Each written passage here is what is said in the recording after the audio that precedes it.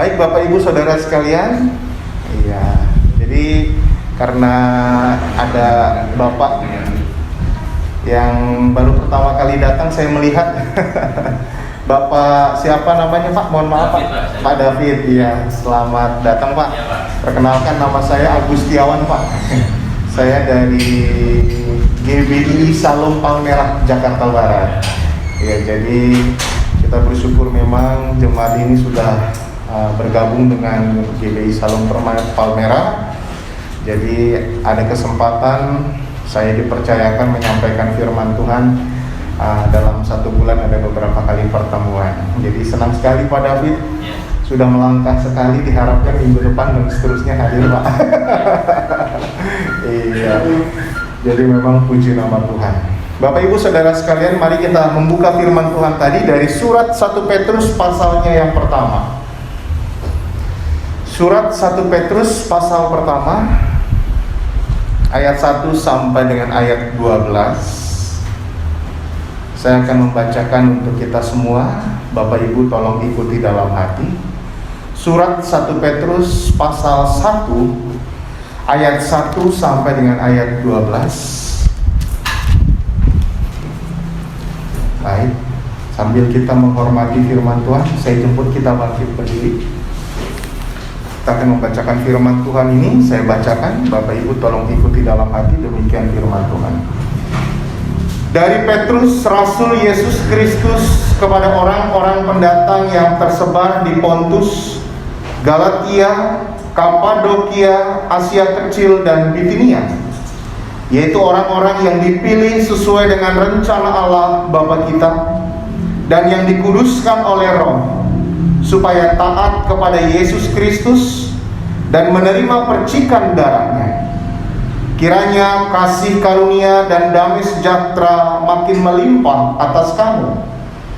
Terpujilah Allah dan Bapa Tuhan kita Yesus Kristus, yang karena rahmat-Nya yang besar telah melahirkan kita kembali oleh kebangkitan Yesus Kristus dari antara orang mati kepada suatu hidup yang penuh pengharapan, untuk menerima suatu bagian yang tidak dapat binasa, yang tidak dapat cemar, dan yang tidak dapat layu, yang tersimpan di sorga bagi kamu, yaitu kamu yang dipelihara dalam kekuatan Allah karena imanmu, sementara kamu menantikan keselamatan yang telah tersedia untuk dinyatakan pada zaman akhir. Bergembiralah akan hal itu, sekalipun sekarang ini kamu seketika harus berduka cita oleh berbagai-bagai pencobaan. Maksud semuanya itu ialah untuk membuktikan kemurnian imanmu, yang jauh lebih tinggi nilainya daripada emas yang fana, yang diuji kemurniannya dengan api, sehingga kamu memperoleh puji-pujian dan kemuliaan dan kehormatan pada hari Yesus Kristus menyatakan dirinya. Sekalipun kamu belum pernah melihat Dia, namun kamu mengasihinya. Kamu percaya kepada Dia, sekalipun kamu sekarang tidak melihatnya. Kamu bergembira karena sukacita yang mulia dan yang tidak terkatakan, karena kamu telah mencapai tujuan imanmu, yaitu keselamatan jiwamu. Keselamatan itulah yang diselidiki dan diteliti oleh nabi-nabi yang telah bernubuat tentang kasih karunia yang diperuntukkan bagimu. Dan mereka meneliti saat yang mana dan yang bagaimana yang dimaksudkan oleh Roh Kristus yang ada di dalam mereka, yaitu Roh yang sebelumnya memberi kesaksian tentang segala penderitaan yang akan menimpa Kristus dan tentang segala kemuliaan yang menyusul sesudah itu. Kepada mereka telah dinyatakan bahwa mereka bukan melayani diri mereka sendiri, tetapi melayani kamu dengan segala sesuatu yang telah diberitakan sekarang kepada kamu dengan perantaraan mereka yang oleh Roh Kudus yang diutus dari sorga menyampaikan berita Injil kepada kamu, yaitu hal-hal yang ingin diketahui oleh malaikat-malaikat. Kita berdoa.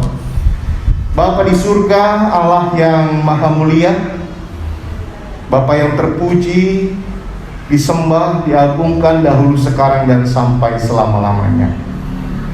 Kami mengucap syukur Bapa, di dalam kasih anugerah-Mu kami boleh dipersatukan lagi di tempat ini untuk kami bersama-sama memuji, menyembah, dan memuliakan Tuhan. Biarlah setiap pujian penyembahan kami berkenan di hadapan Tuhan. Dan sebentar kami akan merenungkan firman-Mu Bapa. Ajar kami mengerti firman-Mu. Biarlah Roh Kudus membimbing kami pribadi lepas pribadi, agar kami mengerti kebenaran firman Tuhan. Dan biarlah juga dalam pertolongan Roh Kudus kami dimampukan melakukan firman-Mu dalam hidup kami. Bantulah hamba-Mu Tuhan yang penuh dengan kebodohan dan kelemahan. Biarlah dalam pimpinan Roh Kudus dapat berkata-kata sesuai dengan kehendak Tuhan saja. Terima kasih Bapa. Ampuni kami akan salah dan dosa kami.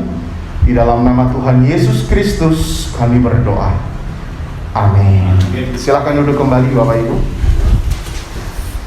Bapak Ibu saudaraku yang terkasih di dalam Tuhan Yesus Kristus, sebelum saya menyampaikan firman Tuhan ini, saya ingin bertanya kepada kita. Mungkin di antara kita ada yang tahu istilah PHP? Gimana Bang Rijal? Pemberi harapan palsu. Iya, PHP itu adalah pemberi harapan palsu, betul ya? Jadi ini adalah singkatan. PHP itu singkatan dari pemberi harapan palsu, ya. Jadi memang istilah ini digunakan untuk menyebut atau menggambarkan orang yang suka membuat janji namun tidak ditepati, sehingga bisa disebut PHP, pemberi harapan palsu, ya. Memang pada umumnya istilah ini digunakan atau berkaitan dengan urusan percintaan. Ya, ini anak muda ini. Ya.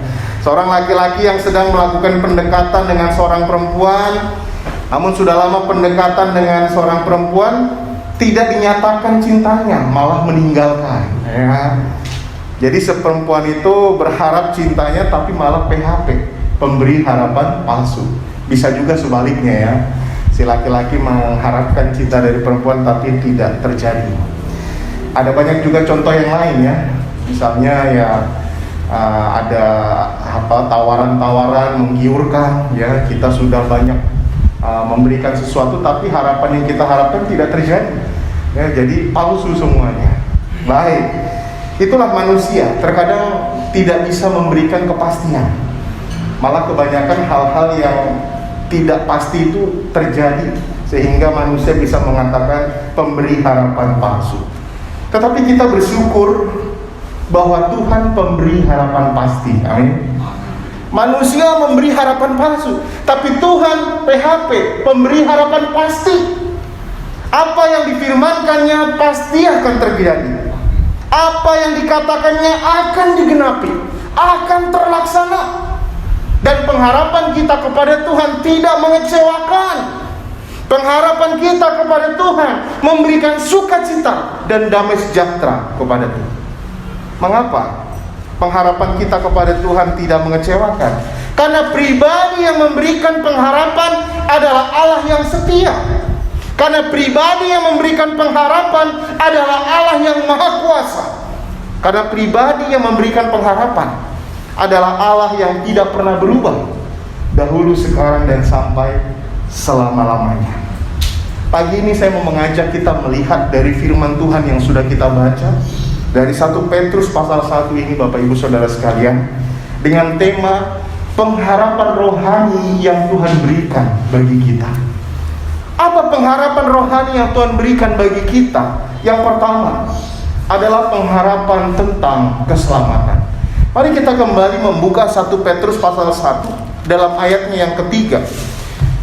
Dikatakan di sana, terpujilah Allah dan Bapa Tuhan kita Yesus Kristus, yang karena rahmat-Nya yang besar telah melahirkan kita kembali oleh kebangkitan Yesus Kristus dari antara orang mati kepada suatu hidup yang penuh apa dikatakan?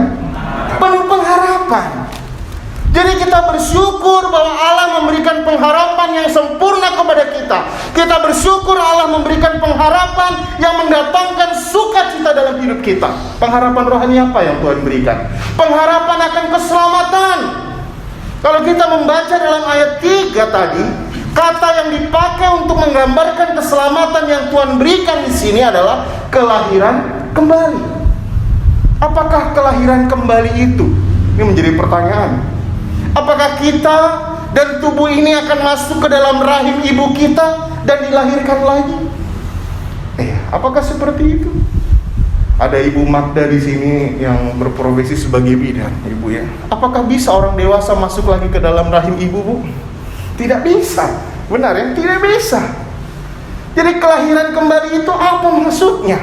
Bukan seperti yang saya katakan tadi, bahwa kita masuk ke rahim ibu kita lagi. Bukan. Tetapi kelahiran kembali adalah kelahiran secara rohani. Seseorang setelah ia mendengar berita Injil keselamatan dan menerima Yesus Kristus sebagai Tuhan dan Juru Selamat pribadinya dan masuk ke dalam keluarga Allah. Itulah dikatakan dalam Yohanes 1 ayat 12. Tetapi semua orang yang menerimanya diberinya kuasa supaya menjadi anak-anak Allah, yaitu mereka yang percaya dalam namanya. Ayat 13-nya orang-orang yang diperanakan bukan dari darah atau dari daging, bukan keinginan jasmani laki-laki, tetapi dari Allah dikatakan. Jadi seseorang dapat dilahirkan kembali itu karena pekerjaan Allah. Roh Kudus menghinsapi orang tersebut sehingga dengan lemah lembut, dengan lembut hati mempercayai dan menerima Tuhan Yesus sebagai juru selamat. Petrus mengatakan, terpujilah Allah dan Bapa Tuhan kita Yesus Kristus, yang karena rahmat-Nya yang besar telah melahirkan kita kembali. Bapak Ibu Saudaraku yang terkasih dalam Tuhan, hanya Tuhan yang bisa memberikan pengharapan keselamatan dalam hidup manusia, bukan yang lain. Hanya Tuhan yang bisa melahirkan kembali kehidupan seseorang ketika seseorang itu percaya kepada Tuhan Yesus Kristus. Contoh Nikodemus dalam Yohanes pasalnya yang ketiga. Dia adalah seorang Farisi dan pemimpin agama Yahudi. Tentu dia adalah orang yang terpandang. Tentu dia adalah orang yang tahu kitab suci pada waktu itu. Tapi dia datang kepada Yesus. Walaupun dia punya kedudukan yang baik, dia punya pengetahuan tentang hukum Tauratnya hebat, bukan itu yang menyelamatkannya. Dia datang kepada Yesus dan mengatakan, apa yang harus kuperbuat supaya aku selamat? Apa jawaban Tuhan Yesus? Dalam Yohanes 3:3, jikalau engkau tidak dilahirkan kembali, kau tidak dapat melihat kerajaan Allah. Bukan pengetahuan yang banyak tentang hukum Taurat bisa menyelamatkan orang. Bukan kehidupan yang baik yang dilakukan seseorang menyelamatkan orang atau membuat orang itu lahir kembali. Tetapi pekerjaan Roh Kudus, orang itu mendengar berita Injil, orang itu diinsafi akan dosa-dosanya dan dia bertobat menerima Tuhan Yesus sebagai juru selamat. Orang itu dilahirkan kembali. Orang itu selamat. Orang itu memiliki janji-janji yang Tuhan berikan. Jadi untuk mendapatkan keselamatan yang Tuhan berikan dan masuk ke dalam kerajaan Allah adalah dengan menerima Yesus Kristus yang sudah mati menanggung segala dosa kita, dikuburkan dan bangkit kembali dari antara orang mati menjadi Tuhan dan juru selamat kita. Maka kita dilahirkan kembali dalam keluarga Allah. Dalam ayat ini Bapak Ibu, kalau kita melihat bahwa kelahiran kembali terjadi karena rahmat Allah yang besar. Mari kita melihat kembali ayat yang ketiga. Rasul Petrus mengatakan di sini, terpujilah Allah dan Bapa Tuhan kita Yesus Kristus, yang karena apa dikatakan? Rahmatnya yang besar. Rahmatnya yang besar. Kita bersyukur ya. Rahmat Allah yang besar. Apalagi kalau apa yang kita temukan lagi di dalam firman Tuhan mengenai salah satu sifat Allah yang besar, Yohanes 3:16. Karena begitu besar kasih Allah. Puji Tuhan ya. Kasih Allah dalam ayat ini, karena apanya yang besar? Rahmatnya yang besar. Karena rahmatnya yang besar telah melahirkan kita kembali, dikatakan. Apa artinya rahmat? Itu menjadi pertanyaan. Ada orang namanya Rahmat Santoso ya. Jadi apa itu rahmat? Rahmat itu berbeda dengan kasih karunia ya. Iya, rahmat itu ya, apakah rahmat itu? Mengapa dikatakan rahmat yang besar? Rahmat Tuhan itu adalah belas kasihan Tuhan.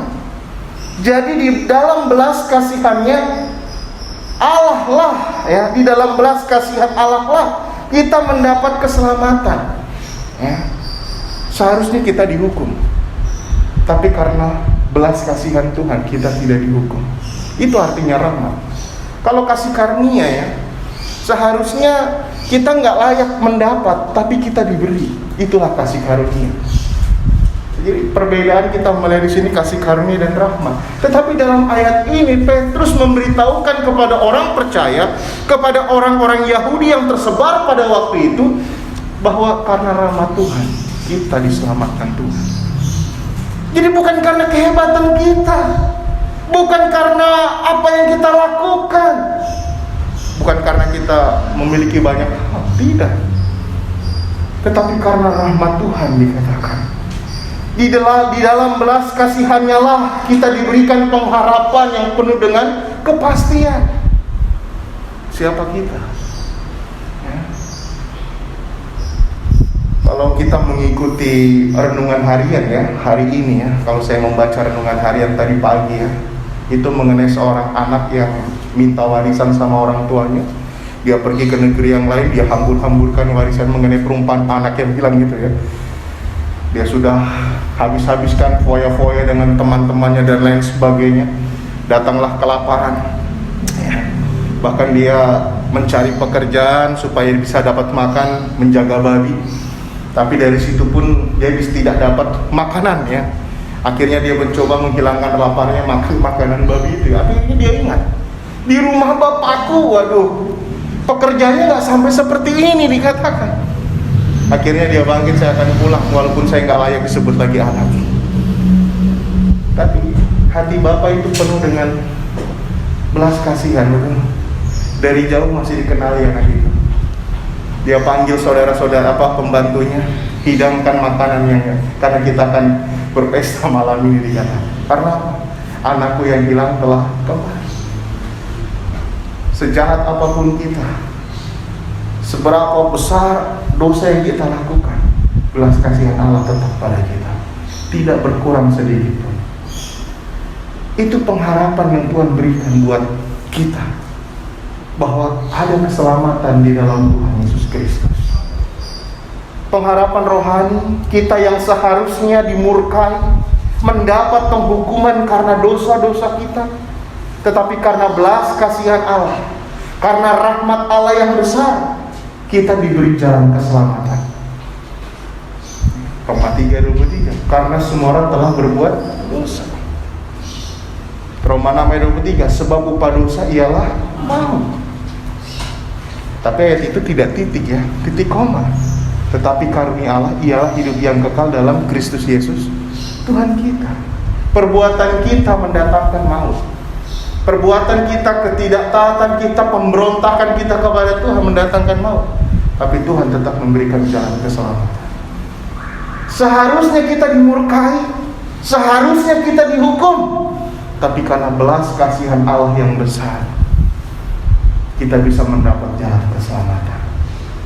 Rasul Petrus mengatakan kepada orang-orang percaya Yahudi yang pada saat itu tersebar, terpujilah Allah dan Bapa Tuhan kita Yesus Kristus, yang karena rahmat-Nya yang besar telah melahirkan kita kembali oleh kebangkitan Yesus Kristus dari antara orang mati kepada suatu hidup yang penuh dengan pengharapan. Bapak Ibu Saudaraku yang terkasih dalam Tuhan Yesus Kristus ya, kalau kita melihat juga bahwa dari Efesus pasalnya yang kedua ayat 1 sampai dengan ayatnya yang kelima, dahulu kita mati dikatakan, dahulu sudah mati, kamu dahulu sudah mati karena pelanggaran-pelanggaran dan dosa-dosamu. Kamu hidup di dalamnya karena kamu mengikuti jalan dunia ini, karena kamu menaati penguasa kerajaan angkasa, yaitu roh yang sekarang sedang bekerja di antara orang-orang durhaka. Sebenarnya dahulu kami semua juga terhitung di antara mereka. ketika kami hidup di dalam hawa nafsu daging dan menuruti kehendak daging dan pikiran kami yang jahat. Pada dasarnya kami adalah orang-orang yang harus dimurkai seperti mereka yang lain. Tetapi Allah yang kaya dengan rahmat. Kita menemukan lagi ya. Ini siapa penulisnya di sini? Rasul Paulus. Rasul Paulus pun mengatakan Allah yang kaya dengan rahmat. Rasul Petrus juga mengatakan tadi ya, dalam pasal 1 ayat 3, karena rahmatnya yang besar. Selanjutnya dikatakan, oleh karena kasihnya yang besar yang dilimpahkannya kepada kita telah menghidupkan kita bersama-sama dengan Kristus, sekalipun kita telah mati oleh kesalahan-kesalahan kita. Oleh kasih karunia kamu diselamatkan. Bapak Ibu Saudaraku yang terkasih dalam Tuhan Yesus, Titus pasal yang ketiga, Titus pasal 3 ayat 1. Ingatkanlah mereka supaya mereka tunduk pada pemerintah dan orang-orang yang berkuasa, taat dan siap untuk melakukan setiap pekerjaan yang baik. Janganlah mereka memfitnah, janganlah mereka bertengkar. Hendaklah mereka selalu ramah dan bersikap lemah lembut terhadap semua orang.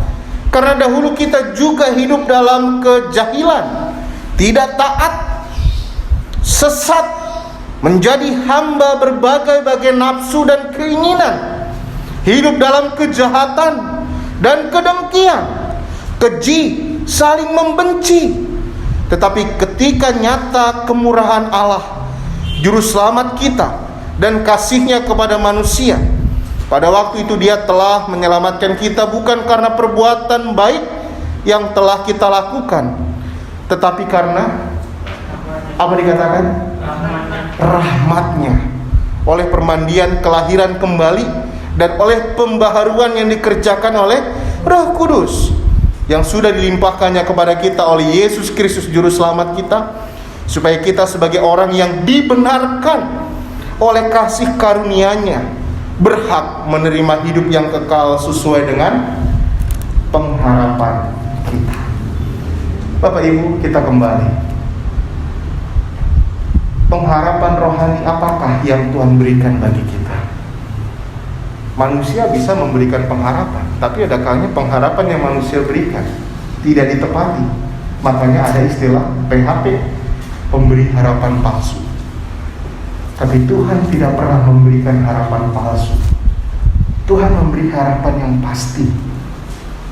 Tuhan memberikan pengharapan yang luar biasa. Salah satunya kita bisa melihat pengharapan apa? Pengharapan akan keselamatan. Orang yang hidup dalam dosa, orang yang belum dibenarkan Allah, dapat diselamatkan Tuhan dengan menerima Tuhan Yesus sebagai juru selamat. Kita bersyukur Allah mengasihi kita ya. Kita bersyukur Allah kaya rahmatnya dikatakan. Berkali-kali kita melihat Allah yang kaya dengan rahmat. Bahkan di sini kita melihat ya, besar rahmatnya, dikatakan rahmatnya yang besar. Sekalipun kita hidup dalam kejahatan, Tuhan tetap mengasihi kita. Tuhan tetap berbelas kasihan pada kita, karena Dia tahu manusia tidak dapat menyelamatkan dirinya dengan perbuatan. Hanya Tuhan yang bisa mengubah. Hanya Tuhan yang bisa melahirkan kembali seseorang masuk dalam keluarga Allah. Menjadi pertanyaannya adalah, adakah di antara kita saat ini di tempat ini yang belum menerima anugerah keselamatan dari Tuhan? Tuhan masih mengasihi kita, amin. Rahmatnya besar bagi kita, bagi saya dan saudara. Kalau ada, jangan sia-siakan kesempatan. Buka hati, terima Tuhan Yesus sebagai juru selamat. Karena hanya Dialah satu-satunya juru selamat kita, yang bisa menghidupkan kita, melahirkan kita kembali kepada suatu hidup yang penuh pengharapan dikatakan. Kita yang sudah menerima Tuhan Yesus Kristus, marilah kita memuji Tuhan atas keselamatan yang diberikan kepada kita. Sama seperti Petrus memuji Tuhan dalam ayat ini. Terpujilah Allah dikatakan, ayat 3. Dan Bapa Tuhan kita Yesus Kristus. Ketika kita tadi memang memulai ibadah kita memuji Tuhan, ya saya senang melihat Pak Angel semangat dan kita semua menyanyi dengan semangat. Orang-orang yang sudah dilahirkan kembali ketika memuji Tuhan, mari kita memuji dengan semangat. Amin. Bukan berarti kita tidak teratur, tetapi dengan hati yang penuh dengan sukacita, hati yang penuh dengan gembira. Sama seperti pemazmur mengatakan, aku bersukacita ketika dikatakan orang kepadaku, mari kita pergi ke rumah Tuhan. Ketika ada orang yang mengajak kita ke rumah Tuhan, puji Tuhan. Di situ kita bisa bersama-sama dengan saudara seiman memuji dan menyembah Tuhan. Kita yang sudah diselamatkan Tuhan, kita yang sudah menerima anugerah keselamatan, mari kita hidup, mari kita gunakan hidup kita untuk puji-pujian bagi nama Tuhan. Pengharapan rohani yang Tuhan berikan bagi kita yang pertama adalah pengharapan tentang keselamatan. Yang kedua, pengharapan rohani apakah yang Tuhan berikan bagi kita? Pengharapan tentang warisan. Mari kita kembali ke 1 Petrus pasal yang keempat. 1 Petrus pasalnya yang keempat. Dikatakan di sini untuk menerima suatu bagian yang tidak dapat binasa, yang tidak dapat cemar, dan yang tidak dapat layu, yang tersimpan di sorga bagi kamu. Bapak Ibu Saudaraku yang terkasih dalam Tuhan Yesus, memang di dalam Alkitab terjemahan baru yang kita pegang saat ini, kata ini diterjemahkan adalah bagian. Tetapi ketika saya mencoba melihat terjemahan dalam bahasa Alkitab lama, ya, kata dipakai di sana adalah warisan. Seperti ini dikatakan, akan mendapat warisan yang tiada akan binasa, dan tiada bercacat, dan tiada akan layu, tersimpan di dalam surga bagi kamu, dalam terjemahan namanya.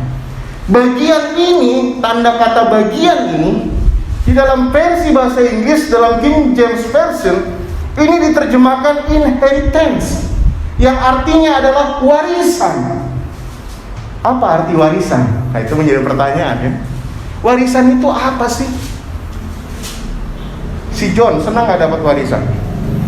Senang dapat warisan. Apa warisan? Istilah warisan itu apa, Bang John? Harta yang tertinggal.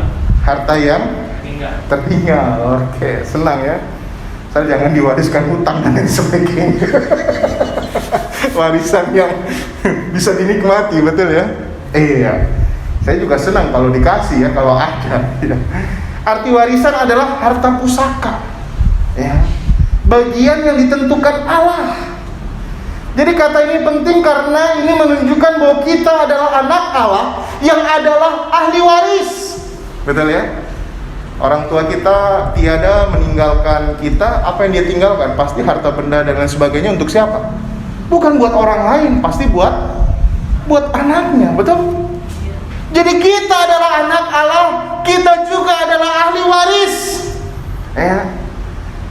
Tuhan memberikan ahli warisnya adalah kita. Dalam perjanjian lama, Tuhan memberikan Israel tanah pusaka menjadi miliknya, yaitu tanah Kanaan menjadi milik mereka. Bagi kita orang percaya, Dia juga memberikan warisan, bagian kepada kita. Apakah itu? Kehidupan kekal di sorga bersama dengan Tuhan. Rumah abadi di sorga yang akan diberikan Tuhan kepada kita yang sudah percaya. Dalam Yohanes 14 ayat 6, dalam Yohanes 14 kita ingat dalam ayat 1, ya, janganlah gelisah hatimu dan gentar hatimu, sebab aku pergi ke sana untuk menyediakan apa? Tempat bagimu. Kalau aku sudah menyediakan tempat, ya, aku akan datang kembali membawa kamu ke tempat di mana aku berada. Supaya di mana aku berada, kamu pun berada, dikatakan. Ada kata tempat. Boleh dicek, memang dalam bahasa Inggrisnya itu adalah mansions, ya. Mansions itu adalah seperti istana, ya Pak, ya. Rumah yang besar, yang megah. Mansions. Wah, saya kalau dari Selipi mau ke Tanjung Priuk, ya, di Ancol itu ada iklan, ya, Puri Mansions, ya, mansions apalah gitu, ya. Itu tempat yang indah, tempat yang besar, yang megah, seperti istana, dan itu Dia berikan buat siapa? Buat saya dan saudara. Amin.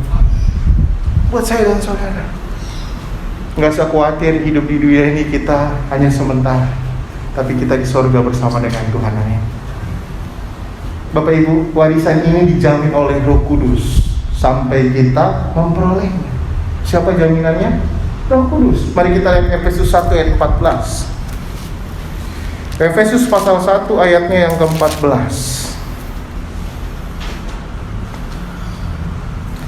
Dikatakan di sini Efesus pasal 1 ayat yang ke-14.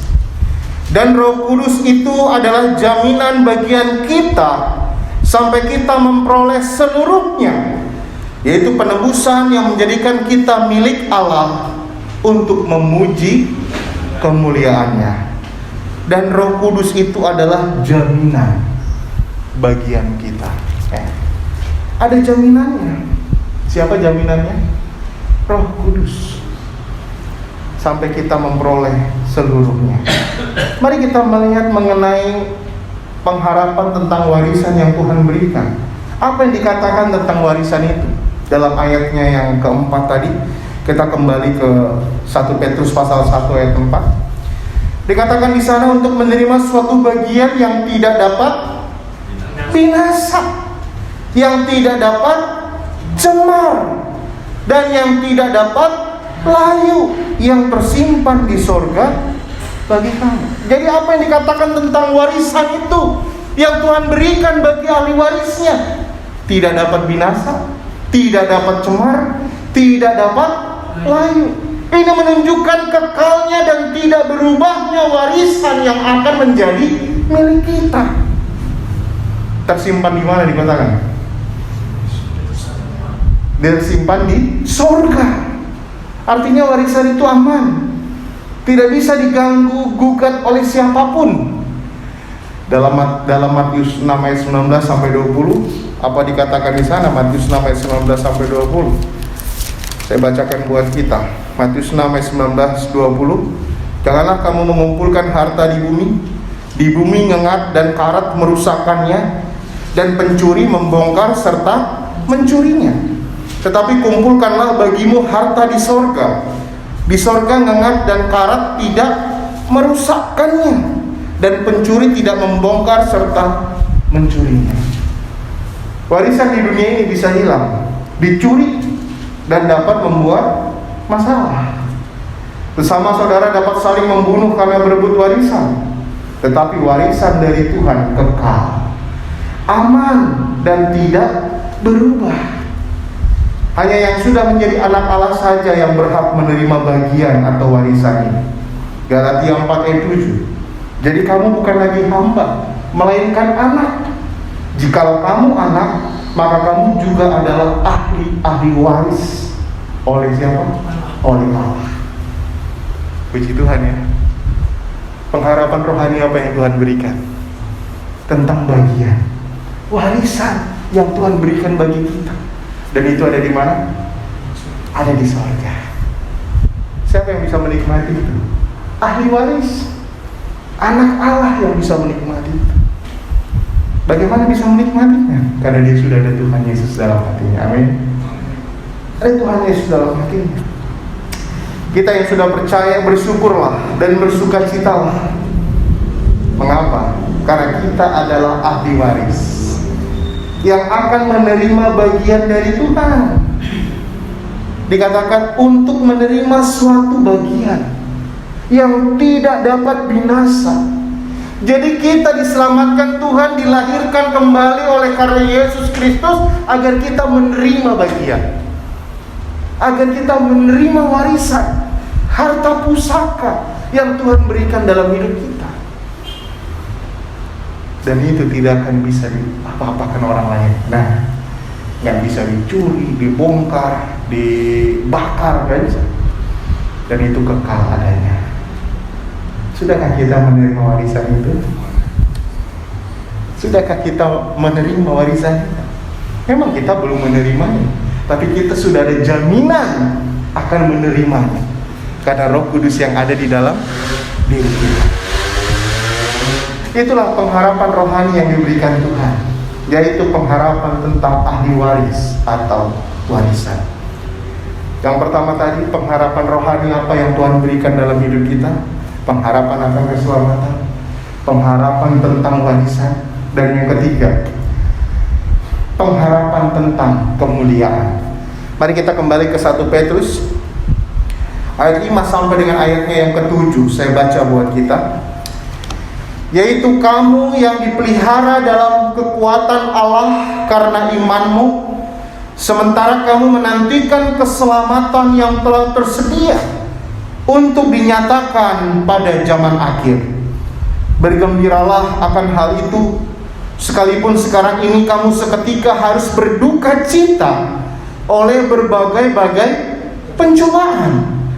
Maksud semuanya itu ialah untuk membuktikan kemurnian imanmu yang jauh lebih tinggi nilainya daripada emas yang fana, yang diuji kemurniannya dengan api, sehingga kamu memperoleh puji-pujian dan kemuliaan dan kehormatan pada hari Yesus Kristus menyatakan dirinya. Ini adalah salah satu surat penghiburan bagi orang-orang Kristen Yahudi yang tersebar di daerah Asia Kecil. Mengapa? Karena mereka mengalami penderitaan. Ya, di mana mereka berada ada tantangan dan lain sebagainya. Dalam ayat ini, puji-pujian, kemuliaan dan kehormatan pada hari Yesus Kristus menyatakan dirinya terjadi bagi mereka yang memiliki iman yang murni, yang sudah tahan uji dalam berbagai-bagai penderitaan dan pencobaan. Rasul Petrus mau menguatkan orang-orang percaya yang tersebar itu, yang sedang mengalami berbagai macam pencobaan yang terjadi. Jadi ketika mereka tahan uji dalam keadaan tersebut dan tetap mempertahankan iman yang sejati, maka nanti mereka akan menerima kemuliaan, menerima kehormatan dan puji-pujian pada waktu Yesus Kristus menyatakan dirinya.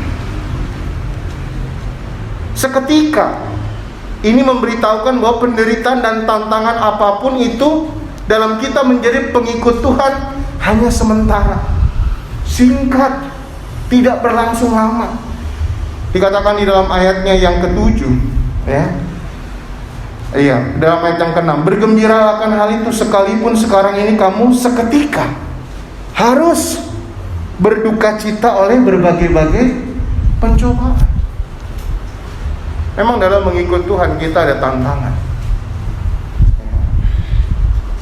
Maksud tantangan diizinkan Tuhan terjadi dalam hidup kita untuk memurnikan iman kita.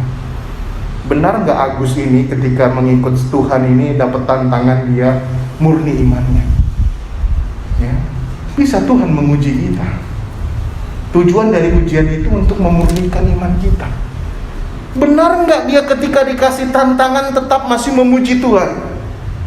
Orang memuji Tuhan waktu senang, wah, nggak ada masalah, betul? Ayub, kita ingat contoh Ayub. Dia orang paling terkaya pada waktu itu. Hartanya habis, anak-anaknya semua meninggal. Dia mengalami sakit penyakit dari telapak kaki sampai batok kepala, barah ya seperti bisul, cuman itu udah parah sekali. Bahkan menggaruk aja pakai beling. Istrinya bilang, masih bertekun kamu dalam kesalehanmu, kutuki Allahmu, dikatakan. Wah, itu luar biasa penderitaan Ayub. Bukan hanya jatuh ketimpa tangga ya, udah jatuh ketimpa tangga, ketimpa genteng, kenapa turun pelafon lagi bertubi-tubi. Tapi apa dia katakan? Masa kita mau menerima yang baik, yang buruk tidak? Semua apa? Ayub tidak berbuat dosa dalam perkataan. Dia tetap, ya, Tuhan yang memberi, Tuhan yang mengambil, terpujilah nama Tuhan, dikatakan. Ayub tetap bisa memuji Tuhan di dalam keadaan yang berat sekali. Karena kita perlu mengetahui bahwa penderitaan yang kita alami sesungguhnya di akhirnya nanti, endingnya nanti, ada kemuliaan yang akan kita terima. Ya, ada kemuliaan yang akan kita terima. Bapak Ibu Saudaraku terkasih dalam Tuhan, perhatikan kata seketika itu. Artinya penderitaan yang dialami oleh orang percaya itu tidak berlangsung lama. Kita harus mengingat perkataan Tuhan, jikalau dunia membenci kamu, ingatlah, Oh, ia lebih dulu membenci siapa? Membenci aku, dikatakan. Ya. Mungkin dalam kita menjadi pengikut Tuhan, kita diejek, kita dianiaya, kita direndahkan. Tetapi nanti ketika Yesus menyatakan dirinya, kita akan beroleh puji-pujian. Kita beroleh kemuliaan dan kehormatan. Penderitaan dan tantangan yang dialami dalam mengikut Tuhan sebenarnya memiliki tujuan yang baik, yaitu untuk membuktikan kemurnian iman yang jauh lebih tinggi nilainya daripada apa dikatakan? Emas. Harga emas sekarang mungkin mahal ya, saya kurang tahu ya. Tapi dikatakan iman kita itu jauh lebih tinggi nilainya daripada apa? Emas yang fana. Maka kita disuruh bergembira, ayat 6. Bergembiralah, dikatakan, akan hal itu. Ayat 9 dikatakan apa? Karena kamu telah mencapai tujuan imanmu, yaitu keselamatan jiwamu. Bergembira, jangan mengeluh. Penderitaan yang kita alami, bersukacita saja, mengucap syukur saja. 1 Tesalonika 5 mengucap syukurlah dalam segala hal, sebab itu yang dikehendaki Allah dalam Kristus Yesus bagi kamu. 1 Tesalonika 5:18. Bersyukur. Bersyukur hari ini mungkin bisa hanya minum air putih ya. Siapa tahu besok Tuhan kasih sesuatu yang lebih baik. Mengucap syukur dalam segala hal. Berpikir positif. Apa yang benar, apa yang manis, apa yang sudah benar, pikirkanlah semuanya itu. Jangan ada pikiran-pikiran yang negatif. Mari kita ingat bahwa tantangan penderitaan dalam kita mengikut Tuhan sebetulnya mau membuktikan kemurnian iman kita. Masih tetapkah kita setia walaupun hanya 1-2 orang yang datang? Saya dulu waktu pelayanan merintis di Tanjung Priuk hanya saya seorang diri dalam pelayanan itu. Saya berdoa aja, Tuhan, kuatkan saya dalam memenuhi panggilan-Mu. Beberapa kali saya dipanggil menghadap lingkungan RT RW. Gak boleh mengadakan tempat pelayanan. Tuhan beri saya hikmat dalam mengatasi semuanya. Ya puji Tuhan, sampai sekarang saya tetap berjalan ya. Sekarang kami baru pindah tempat. Tempat yang lama sudah dijual pemiliknya. Sekarang kami puji Tuhan. Di satu sisi kami diusir, tapi di satu sisi ada orang yang dipakai Tuhan membuka hatinya, memberikan rumahnya. Pak, di sini aja tempatnya. Kami pakai tempat itu ya.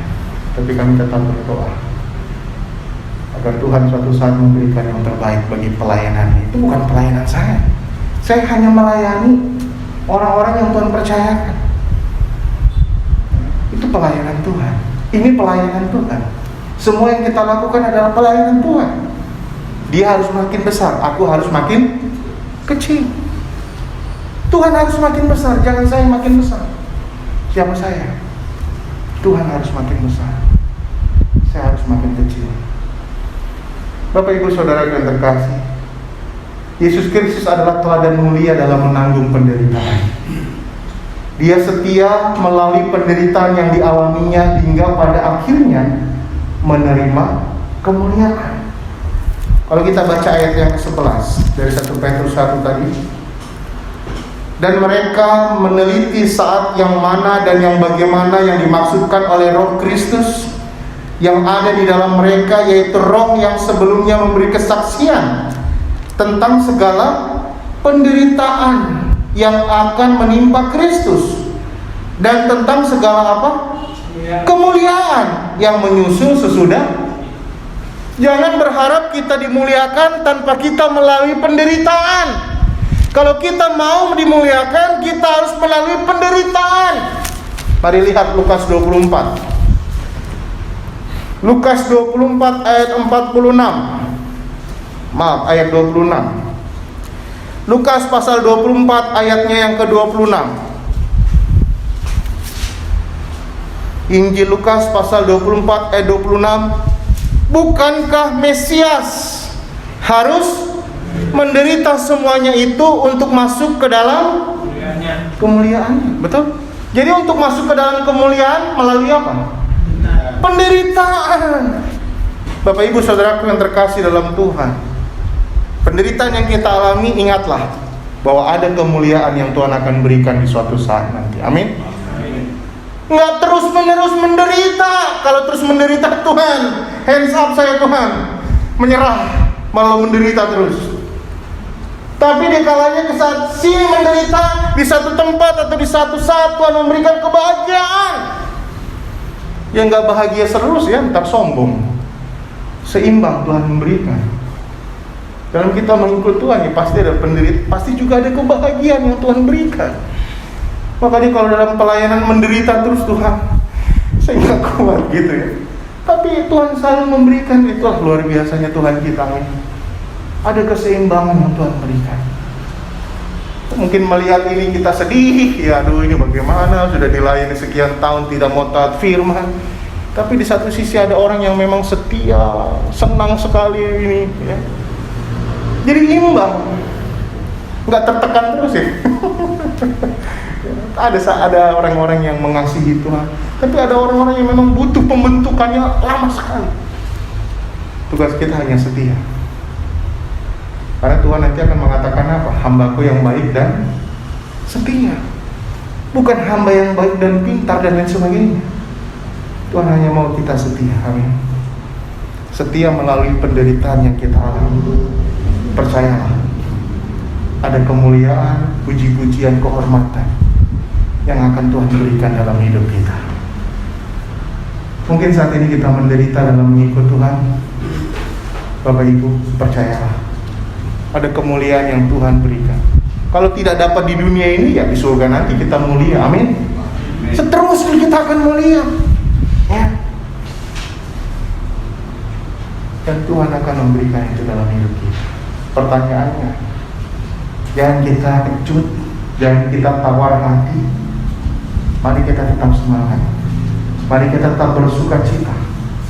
Mari kita tetap memuji Tuhan. Mari kita tetap setia melalui penderitaan yang kita alami. Memang setiap penderitaan yang kita alami berbeda-beda, tapi pasti ada tantangan yang kita hadapi. Tapi jangan pernah berbalik dari Tuhan. Jangan pernah meninggalkan Tuhan. Mari tetap setia memandang kepada Tuhan, melihat dengan mata yang terfokus kepada Tuhan. Tuhan akan memampukan kita melewati semuanya. Stefanus ketika dia bersaksi tentang Tuhan, orang-orang Yahudi sangat tidak senang. Dia diseret keluar. Apa yang dia terima? Batu-batu yang dilempar ya. Tapi dia melihat Tuhan di langit, berdiri di sebelah kanan Allah. Jadi apa artinya Bapak Ibu? Memang Tuhan menghargai kesetiaan kita, Tuhan menghargai pengorbanan kita ya. Dan nanti akan ada kemuliaan yang Tuhan berikan dalam kehidupan kita. Apapun tantangan, apapun penderitaan, ingatlah bahwa Tuhan setia memberikan pengharapan bagi kita. Manusia memberi harapan palsu, tapi Tuhan memberi harapan pasti. Mari kita setia baca firman-Nya, agar kita tahu pengharapan apa yang Tuhan berikan dalam hidup kita. Ini buku yang sangat luar biasa, yang di dalamnya kita bisa mendapat damai sejahtera, sukacita, pengajaran, teguran, nasihat, semua. Anak-anak tadi diajar Amsal 1 ayat 8, takut akan Tuhan adalah permulaan pengetahuan. Kita memang perlu mengarahkan hidup kita, keluarga kita, anak-anak kita kepada apa? Firman Tuhan. Karena di dalamnya banyak ajaran, nasihat, dan pengharapan yang kita dapatkan. Simpulannya, pengharapan rohani yang diberikan Tuhan tidak ada bandingannya. Amin. Amin. Mengapa? Karena pribadi yang memberi pengharapan adalah Allah yang setia, dan isi dari pengharapan itu memberikan kedamaian dan sukacita yang besar. Biarlah Roh Kudus menolong kita untuk selalu mengingat firman-Nya dan melakukan firman Tuhan itu dalam kehidupan kita. Amin. Kita tundukkan kepala. Bapa di surga, kami mengucap syukur untuk kesempatan yang indah kami boleh bersekutu, memuji, menyembah, dan memuliakan Tuhan. Terima kasih juga untuk kesempatan yang indah Tuhan berikan bagi kami. Kami boleh membaca firman-Mu, merenungkannya mengenai pengharapan rohani yang Tuhan berikan bagi kami. Bapa, terima kasih karena Engkau Allah yang dapat diandalkan, karena Engkau adalah Allah yang menjadi sumber pertolongan dan pengharapan kami. Terima kasih untuk pengharapan-pengharapan yang Tuhan berikan dalam hidup ini, mengenai keselamatan, warisan, bagian, dan kemuliaan. Bapa, sungguh indah firman-Mu, memberikan kekuatan bagi kami. Ajar kami Bapa tidak melalukan firman-Mu atau melupakannya, tapi biarlah Roh Kudus terus berbicara dalam hidup kami. Biarlah firman-Mu juga terus berbicara dalam kehidupan kami. Terima kasih Bapa untuk kesempatan ini. Bapak Ibu Saudaraku yang terkasih, dalam keadaan tunduk kepala, tutup mata, saya akan memberikan kesempatan ini bagi kita. Dari firman Tuhan kita sudah melihat ada pengharapan keselamatan yang Tuhan berikan. Kalau ada di antara kita yang memang belum menerima anugerah keselamatan itu, dan saat ini mau membuka hatinya untuk menerima keselamatan itu dengan menerima Tuhan Yesus sebagai Juru Selamatnya, boleh angkat tangannya kalau ada yang belum dan mau menerima. Ada? Baik. Bapak, terima kasih untuk firman-Mu, terima kasih untuk waktu ini. Di dalam nama Tuhan Yesus kami berdoa. Amin.